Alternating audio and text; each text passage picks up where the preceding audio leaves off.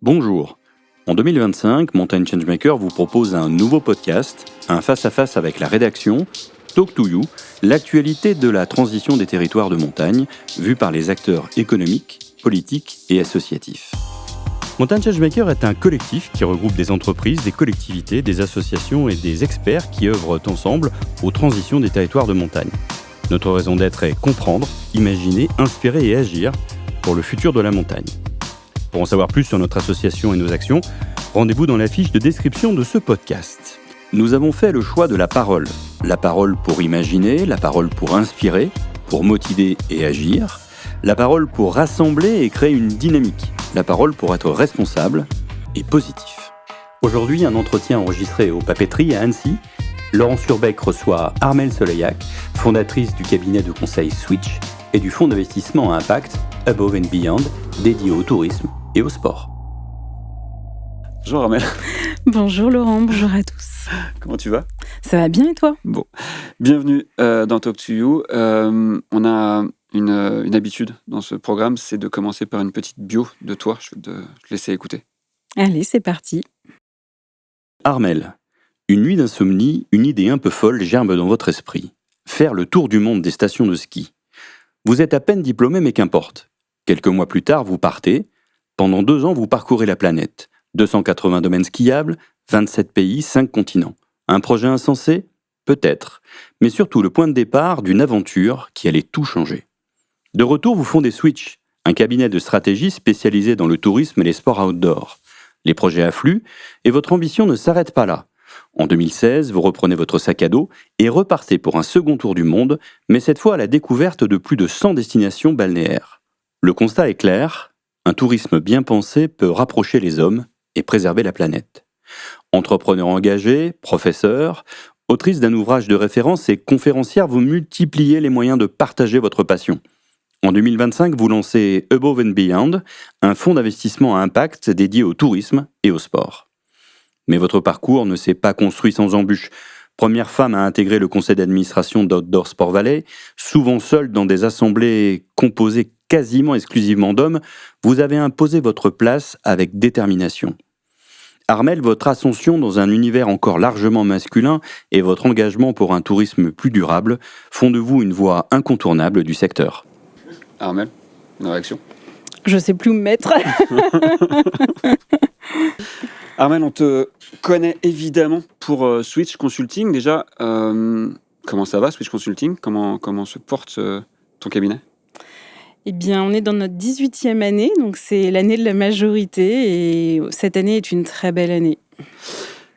Ce qui a fait un peu l'histoire, enfin la tienne en tout cas dans ce milieu, c'est un tour du monde, c'est même 2 tours du monde des stations, avec un livre évidemment qui rendait compte de tes impressions sur toutes ces stations.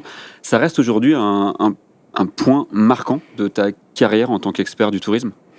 J'imagine, ça c'est plutôt aux autres de le dire. Pour moi, c'est en tout cas un point marquant dans ma vie, que ce soit à titre professionnel, mais aussi à titre personnel, parce que ça change le regard qu'on a sur le monde, ça change les perspectives et aussi la manière de voir le monde pour aujourd'hui, mais pour demain aussi. Ce monde du tourisme, tu continues à le suivre et pas qu'en France. Tu as toujours autant d'intérêt, de curiosité, de surprise aussi sur comment il évolue, comment évoluent tous ces acteurs du tourisme ? J'ai moins de surprises qu'avant, évidemment, parce qu'avec l'expérience, on se fait moins surprendre. Par contre, j'ai toujours autant de passion pour le secteur du tourisme. J'ai toujours autant de plaisir à travailler avec les différents acteurs, les différentes parties prenantes. Et j'espère que ça va durer encore longtemps, sous d'autres formes, mais j'espère que ça va durer longtemps. Alors, je vais encore redire expert du tourisme, mais je veux dire, évidemment, tu l'as vu aussi évoluer, ce tourisme, et notamment ce tourisme de montagne que tu aimes. Hein. C'est pas moi, c'est toi qui le dis souvent, que tu le rappelles quand même, qu'à la base, c'est quand même une passion pour les sports de glisse et l'outdoor en général, et donc la montagne. Il se passe beaucoup de choses dans le tourisme depuis quelques temps. Il se passe beaucoup de prise de conscience, d'accélération, de petits pas en arrière. Comment tu vois tout ça évoluer, toi, par les gens que tu conseilles, par ce monde que tu connais ? En fait, j'ai à peu près toute la gamme d'émotions possibles qui me traversent. À la fois une immense joie de voir les progrès, de voir certaines prises de conscience, de voir que ça évolue pour certaines destinations vers une meilleure expérience client, vers plus de respect, que ce soit au niveau social ou au niveau environnemental. Et puis, j'ai aussi des grandes frustrations, parfois de la colère, une grande tristesse quand je vois des pas en arrière, quand je vois des conflits d'ego qui vont freiner certains projets qui sont pourtant ultra porteurs, ultra motivants localement. Ça peut me mettre en colère, ouais. L'adaptation qui est normale pour en fait n'importe quelle personne qui gère une entreprise ou un secteur sait qu'il faut continuellement s'adapter. L'adaptation de ce milieu du tourisme, elle se fera aussi avec une adaptation ou une évolution de la gouvernance. De la gouvernance, de la réglementation. Je crains malheureusement qu'il faille légiférer pour contraindre un peu certains acteurs. Je préférerais que ça se fasse par eux-mêmes, ça éviterait de légiférer, mais c'est quand même une réalité. Et oui, pour revenir à ta question, la gouvernance, je pense que c'est justement une manière d'éviter une législation galopante. C'est pour moi la meilleure manière de faire en sorte que l'ensemble des parties prenantes d'un territoire soient impliqués, portent le projet, parfois puissent avoir aussi des frustrations, mais la réalité, c'est qu'on sait que les projets sont bien portés quand l'ensemble des parties prenantes d'un territoire ont été conviées d'abord à présenter leurs idées, mais aussi à choisir ce qui vient, parce que choisir ses élus, c'est pas suffisant pour choisir la destinée de son territoire. Alors quand on parle de projets justement et de manière d'accélérer ces projets, tu as toujours été dans l'entreprise. Il y a Switch, mais on sait aussi que tu as toujours prôné l'investissement en entreprise. Et comme accélérateur, aujourd'hui, tu as choisi tu as mené à terme, en tout cas, un projet qui, je le rappelais tout à l'heure, tu m'en avais parlé il y a quelques années déjà, de lancer donc un fonds d'investissement, un nouveau fonds d'investissement spécialisé. Raconte-nous un petit peu ce que tu as lancé. Oui, alors je viens de créer Above and Beyond, donc il y a un fonds d'investissement. Pour parler très technique, c'est un fonds en private equity, donc ça veut dire qu'on prend des participations dans des entreprises qui sont plutôt des jeunes entreprises qui ont en général autour de 12 mois, 18 mois d'existence. Parfois, elles peuvent être un peu plus âgées. Et l'objectif, c'est de les aider à cranter, c'est-à-dire à monter d'un niveau, par exemple, à se déployer au niveau national ou à se déployer au niveau européen ou à développer certaines technologies, par exemple. Et l'histoire derrière ça, c'est que moi, je suis business angel, donc j'investis à titre privé dans des entreprises depuis 2015. Et je comprenais pas au départ pourquoi il y avait si peu d'investisseurs, privés ou pas d'ailleurs, qui dirigeaient leurs fonds vers les sociétés des secteurs du tourisme, du sport et des loisirs. Et donc j'ai fait ce que je savais faire, c'est-à-dire j'ai conduit une étude de marché sur 80 fonds d'investissement en France. Donc j'ai interviewé leurs dirigeants pour essayer de comprendre pourquoi est-ce qu'ils investissaient pas sur ces secteurs-là. Alors on m'a donné plein d'excuses un peu techniques, mais ce qu'il faut retenir principalement, c'est qu'en fait la durée d'investissement d'un fonds, très classiquement, c'est autour de 5 ans avec éventuellement 2 années supplémentaires, donc 7 ans. Donc on est sur des cycles d'une certaine durée. Là où dans le secteur du tourisme, des sports, des loisirs, on est plutôt sur des durées autour de 8, 9, 10 ans. Donc en fait, pour un investissement dans le secteur du tourisme, eh bien, les fonds traditionnels peuvent avoir 2 investissements et donc gagner potentiellement au minimum 2 fois plus d'argent. Donc finalement, je comprends naturellement qu'ils aient envie d'optimiser le temps et leur argent, mais la réalité, c'est qu'on a des pépites en France sur ces sujets-là et qu'il faut absolument les soutenir. Et ça me faisait vraiment mal au cœur de voir ces entreprises se créer, me contacter, discuter sur des sujets de stratégie ou des sujets de financement, et puis soit qu'elles périclitent, soit qu'elles atteignent des plateaux et qu'elles puissent pas aller plus loin parce qu'elles manquaient de ce savoir-faire et de cet argent pour pouvoir aller à l'étage au-dessus. Et on reprend, Armelle, sur Above and Beyond. En quoi il va être différent, ce fonds d'investissement des fonds d'investissement? Il y en a déjà, non ? Oui, évidemment, des fonds d'investissement, il y en a beaucoup. Par contre, il n'y en a aucun sur cette triple verticale. C'est une première en France, a fortiori sur ce niveau d'entreprise. C'est-à-dire que là, on va chercher des entreprises qui sont un tout petit peu avancées dans leur création, mais qui restent jeunes et qu'on va accompagner jusqu'à un certain niveau de maturité. Après, il y a d'autres fonds qui traitent de cette verticale tourisme ou de la verticale sport. Mais aujourd'hui, en France, il n'existe aucun fonds sur cette triple verticale qui soit à impact. Ça, c'est un point qui est très, très important aussi. Et c'est ce qu'on essaye de remplir comme trou. Explique-moi justement, fonds à impact, ça veut dire quoi ? Alors, un fonds à impact, d'un point de vue strictement technique, ça veut dire qu'on répond à certaines législations, certaines contraintes qui font que, pour nous, par destination ou par création, l'entreprise doit avoir un impact social et ou environnemental, donc soit dans ses pratiques, soit dans ce qu'elle produit comme service ou comme produit. Au-delà de l'investissement financier dans ces entreprises, qu'est-ce que ce fonds Above and Beyond va apporter de différent ? Qu'est-ce que tu veux, toi en tout cas, qu'il apporte de différent aux entreprises dans lesquelles il va investir ? Alors, il y a plusieurs points de différence. Le premier, c'est que c'est un fonds à impact. Donc, ça veut dire qu'on répond à une législation très particulière. Donc, soit les entreprises sont, dans leur pratique, exemplaires en matière d'environnement et ou au niveau social, soit dans les produits et les services qu'elles créent et qu'elles commercialisent, ils ont un impact extrêmement positif sur les différentes verticales de la RSE.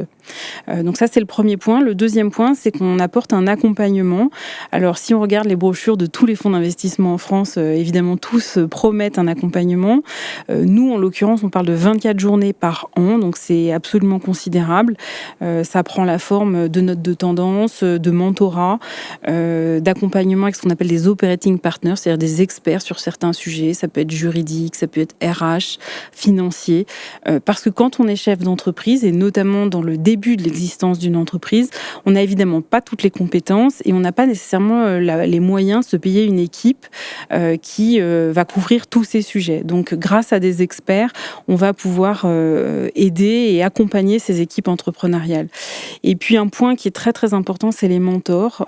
Pour chaque entreprise qu'on va financer, c'est 2 mentors qui sont eux-mêmes des chefs d'entreprise. Aujourd'hui, on a un pool de 55 chefs d'entreprise qui sont issus de ces 3 secteurs d'activité, plus quelques chefs d'entreprise qui sont issus de sujets transverses, parce que toutes les entreprises ont des sujets transversaux, que ce soit, une fois de plus, au niveau financier, juridique, RH, RSE ou autre. Le but, c'est vraiment certes de leur apporter de l'argent, mais de leur apporter tout ce dont les entreprises, dans leurs premières années d'existence, ont besoin, qu'on leur ouvre des portes, qu'on puisse les aider à trouver plus facilement des partenaires, des fournisseurs. Ça peut être des matières, ça peut être des fabricants, ça peut être voilà, tous ces sujets qui font que une entreprise va plus vite. Raconte-moi un petit peu, tout à l'heure, on parlait de ces fameux tours du monde qui ont donné la création de Switch.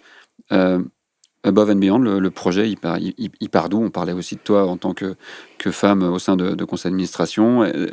Redonne-moi la naissance, quelque part dans ta tête. Alors, le contexte, c'est que je suis business angel depuis 2015.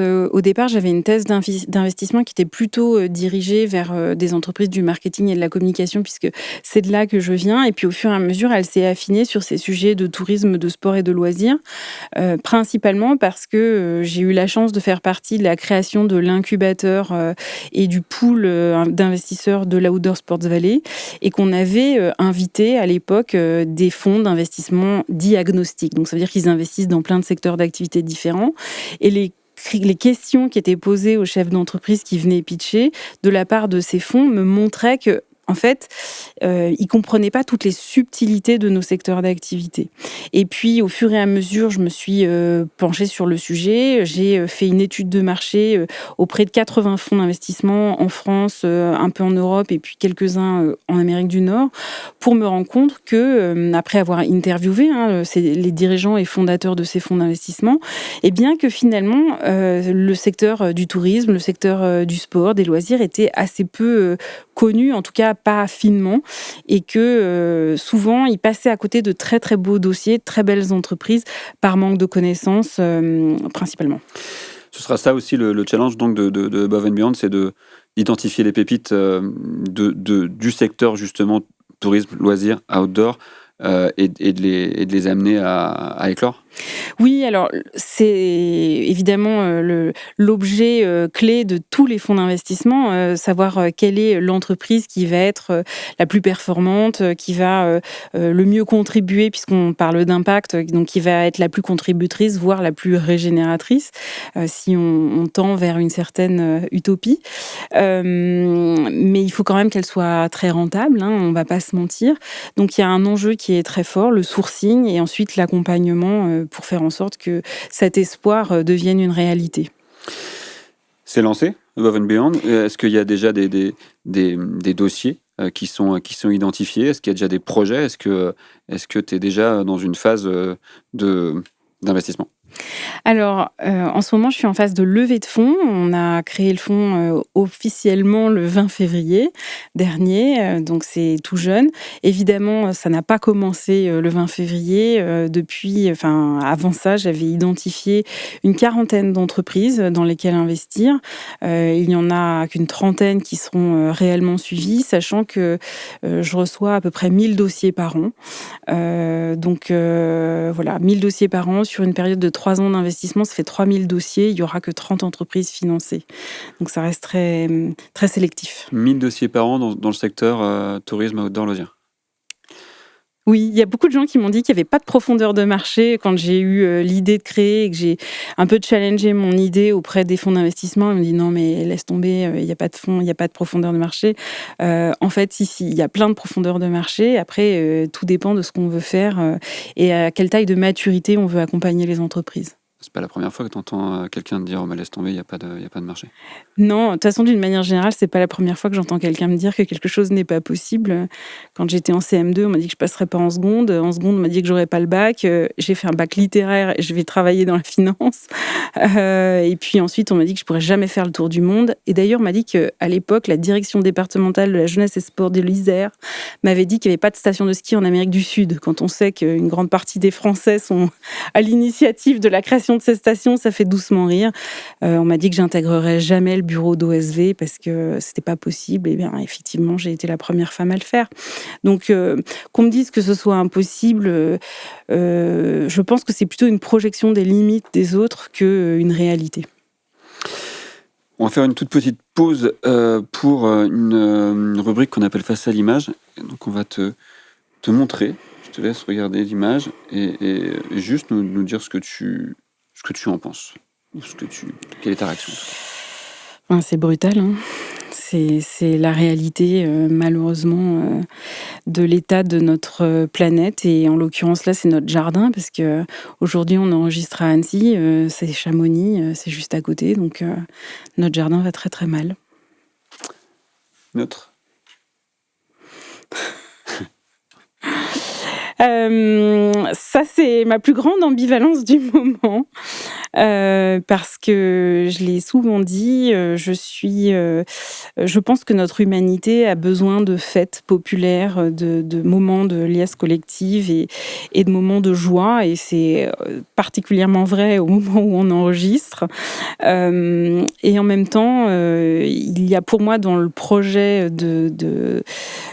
tel que le dossier est aujourd'hui, un manque d'intégration des enjeux et des défis fondamentaux qu'on doit intégrer. Donc, c'est une source d'inquiétude importante pour moi. C'est un truc qu'on peut couper. Tu connais pourtant particulièrement bien certains des acteurs qui mènent ce projet.